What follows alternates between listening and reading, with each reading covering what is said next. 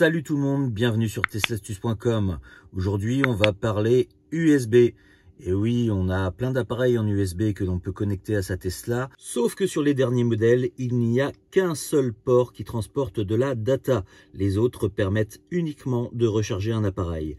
Le port qui permet de transporter de la data, c'est celui-ci, celui qui est dans la boîte à gants et sur lequel on va avoir la clé qui est fournie par Tesla pour le mode Sentinelle pour enregistrer les vidéos de surveillance. Donc évidemment, lorsque la clé est mise, hop, si je la mets pas dans le bon sens, ça va pas marcher. Voilà.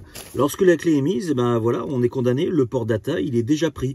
Si vous voulez brancher un disque dur pour écouter de la musique, on n'a plus de mode Sentinelle du coup. Alors, il existe un petit truc, je vous montrerai ça plus tard. On peut partitionner un disque de manière d'avoir de la musique d'un côté sur une partition et de l'autre toujours le mode Sentinelle. Mais si vous n'avez pas envie de vous prendre la tête avec ça, eh bien, il y a une autre solution.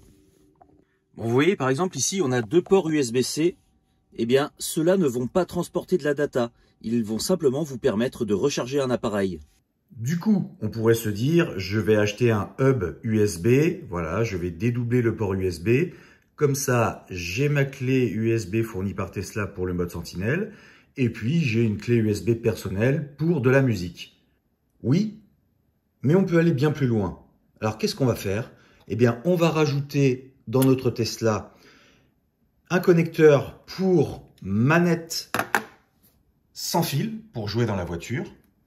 On va rajouter un disque dur externe où on va mettre des films, de la musique, donc toujours en USB. Et également, on va prendre de l'USB-C pour brancher notre iPhone. Tout ça sur un même produit en même temps. Et le produit que j'ai acheté, c'est celui-ci. Je le déballe tout de suite et je vous montre ça. Il est du plus bel effet. Et voilà l'engin. Vous avez vu, il reprend la moquette qui est à l'intérieur de la boîte à gants de la Tesla. Qu'est-ce qu'on a? On a un premier port USB 2, un deuxième port USB 2. Sur le côté, on a un port USB 3 et on a un port USB-C. Derrière, on a un port USB 3 pour connecter à la Tesla. Alors, pourquoi un port USB 3? En fait, a priori, si je ne dis pas de bêtises, le port dans la Tesla au niveau de la boîte à gants, le port USB data, est en USB 2. Mais on a un port USB 3 ici parce que si l'on souhaite eh bien, brancher cet appareil sur un, je sais pas moi, un PC portable, une tour, etc., c'est tout à fait possible. Et là, on bénéficie de l'USB 3. Alors c'est parti, si vous aviez votre fameuse clé USB Tesla mode Sentinelle, vous l'enlevez. Et à la place, donc on va aller insérer, vous voyez, directement ici. Et vous avez vu, c'est pile poil à la forme, voilà, c'est pile poil à la forme de la boîte à gants. On a le même revêtement. Et voilà, hein, ça s'insère, regardez, c'est vraiment nickel chrome. Donc qu'est-ce qu'on va faire? Alors, info importante. Il faudra toujours mettre la clé Sentinelle en premier. C'est-à-dire que là, elle est retirée. La Tesla a détecté qu'il n'y avait plus de lieu d'enregistrement pour le mode Sentinelle. Donc, dans un premier temps, il faut toujours mettre la clé Tesla en premier, ou du moins celle qui est disposée à recevoir les vidéos du mode Sentinelle. C'est très important. Donc, moi, je vais aller la mettre ici sur le côté. Voilà. Donc, première chose, impeccable. Deuxième chose, je vais aller brancher, eh bien tiens, allez, je vais aller brancher le port USB-C pour recharger mon iPhone. Voilà, ça c'est OK.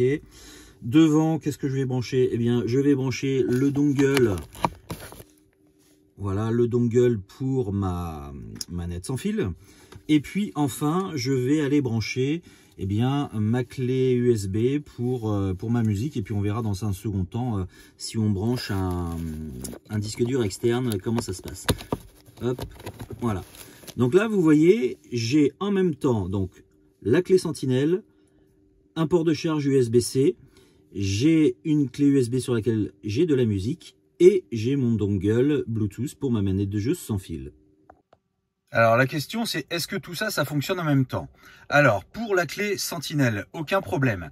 Si jamais il y avait eu un souci, vous auriez dans les notifications ici une information comme quoi il y a un problème avec l'espace de stockage du mode Sentinelle. Donc là vous voyez, aucun souci, la clé Sentinelle, elle fonctionne nos problèmes. Si je vais voir dans le menu ici, j'ai le mode USB qui vient de s'activer. Pourquoi? Parce que j'ai mis une clé USB et donc si je vais dans USB, je vais pouvoir voilà, voir eh bien, les morceaux qui sont sur ma clé. Voilà, tout simplement.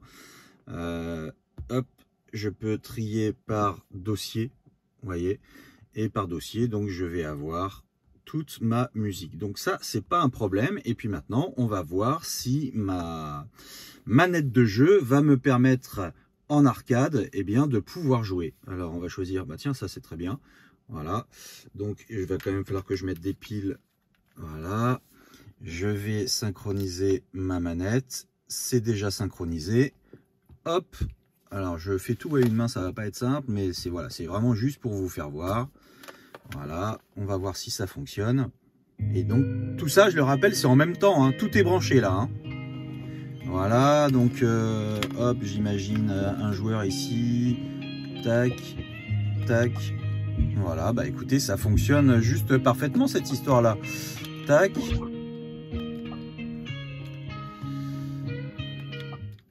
Alors, est-ce que ça fonctionne bien? Je vous mettrai le lien d'ailleurs de cette manette dans la description de la vidéo parce que franchement, elle est super cool. Au niveau d'autonomie, ça tient assez longtemps. Et donc, c'est parfaitement compatible pour jouer dans la Tesla. Alors du coup, comment je fais moi pour avancer là? À une main, ça va pas être simple. Attendez, il faut que j'appuie sur un bouton, j'imagine. Là, super, je vais en arrière, c'est génial. C'est peut-être une gâchette. Eh ouais, c'est une gâchette. Ok. Donc vous voyez, bref, à une main, bon, on s'en fout, hein, c'est juste pour vous montrer. Mais ça fonctionne juste parfaitement. Voilà, on va arrêter le massacre. Donc pour résumer, vous voyez, j'ai ma clé Sentinelle, j'ai ma clé USB sur laquelle il y a de la musique, j'ai mon dongle Bluetooth pour ma manette de jeu, j'ai mon iPhone qui est en charge et il n'y a juste aucun problème. Alors maintenant, on va tester avec un disque dur externe qui lui demande plus de voltage pour fonctionner. Alors juste un truc, je n'ai pas trouvé comment éjecter la clé USB comme sur un ordinateur. Est-ce qu'il faut le faire sur une Tesla ou pas? Bah, j'ai pas trouvé en fait dans le menu, donc si jamais vous avez la réponse, laissez-moi dans les commentaires. Il n'y a peut-être pas besoin a priori. Bon, on va la retirer comme ça parce que je n'ai pas trouvé de menu qui me permet de l'éjecter. Hop, voilà. Et maintenant, je vais aller brancher mon disque dur externe sur lequel donc on a beaucoup plus de choses. Je crois que l'espace de stockage c'est 500 Go ou 1 Tera, je ne sais plus. Peu importe. Tac, voilà. On va allumer le disque. Alors, est-ce que ça s'allume? Est-ce que ça fonctionne? Oui, ça m'en a tout l'air, donc ça c'est cool. Donc là, on a le disque dur externe, on a toujours le dongle pour la manette de jeu, on a la clé Sentinelle, et puis j'ai mon iPhone en charge. Alors on vérifie ça. Du coup, on va retourner sur USB. Je voulais absolument vous montrer ce cas de figure. Pourquoi mon périphérique est détecté et qu'il ne se passe rien?